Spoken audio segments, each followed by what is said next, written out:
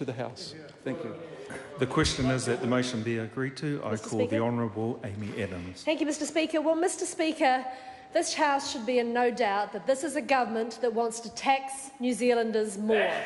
This is a government that promised New Zealand no new taxes, and here we are with the second tax bill that is imposing more taxes on New Zealanders. In fact, $2.4 billion in additional taxes in the first year of this government.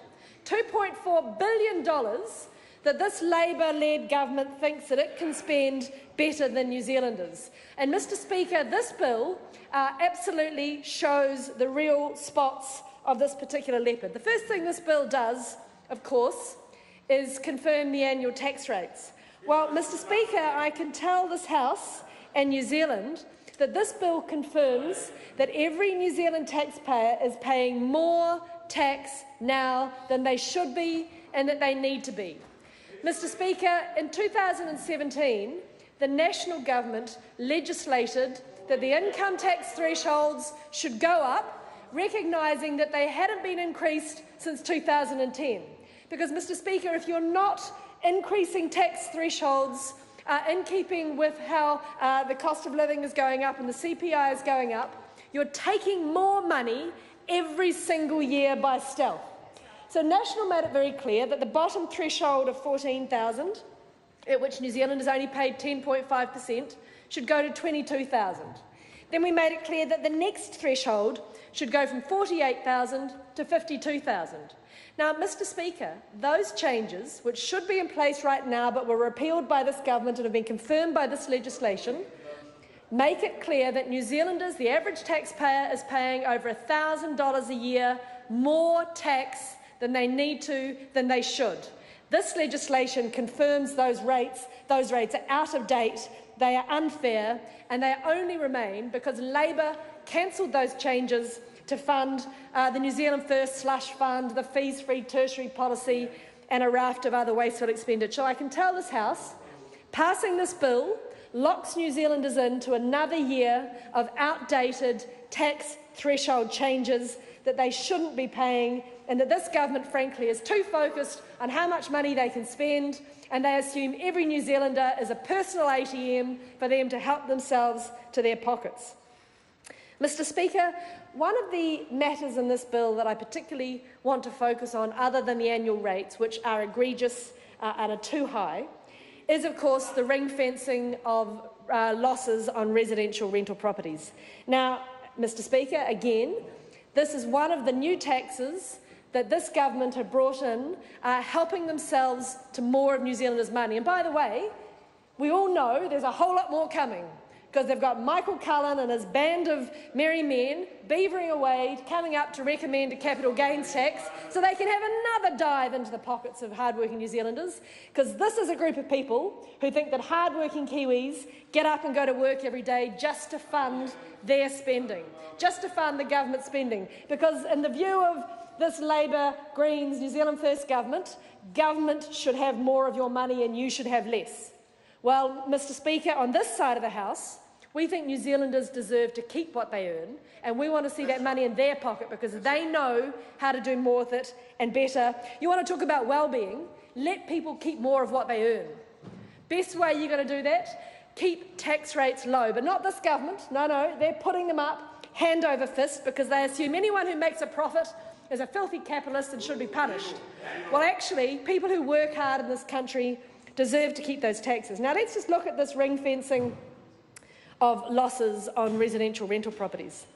Mr Speaker, we have been telling this government over many months that the changes they are putting in place are going to lift rents, because it's pretty simple for anyone who knows even 101 economics. If you put more costs into a sector, if you make the return on that sector less attractive, you will reduce supply and you will increase costs. We said that to the government. We said if you ban letting fees, you'll see rents go up. We said if you bring in a 5-year bright line test, you'll see rents go up. We said if you bring in a whole raft of new expensive regulations for landlords, you'll see rents go up. And do you know what's happened over the last 12 months? Rents have gone up. $30 a week on average, because this is a government that has no idea how this sector works, and they've just assumed landlords are just another group of people you can punish at will because it's all about fairness to tenants. Well, how are the tenants better off when they're paying higher rents than they have paid before?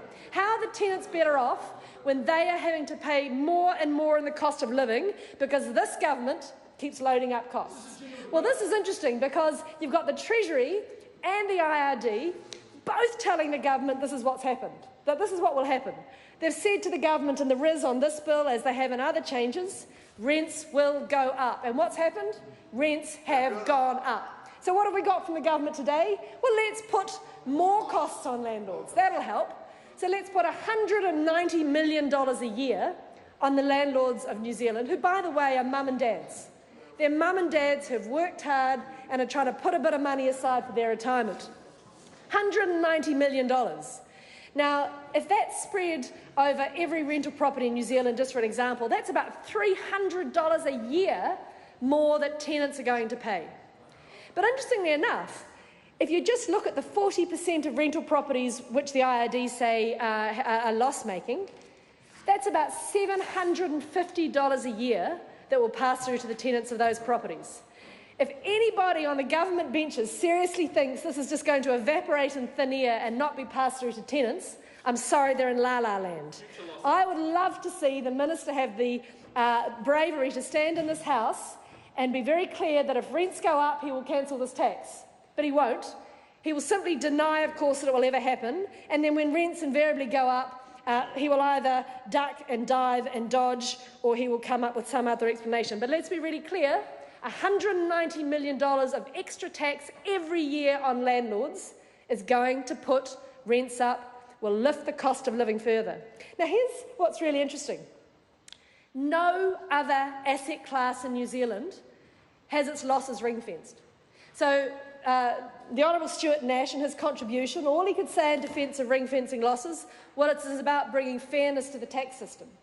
Has anyone noticed in this House, when the government starts talking about fairness, it's because they don't have one single logical reason for doing it, so let's just talk about fairness. Well, if it's fair to ring-fence losses on residential rental properties, why is it perfectly fair not to ring-fence them everywhere else? That's right.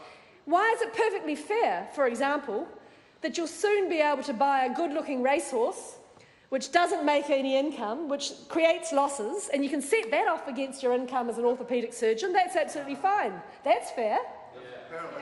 But you buy a rental property and somehow you're an evil speculator to be punished, and that must not be ring-fenced. That must be ring-fenced.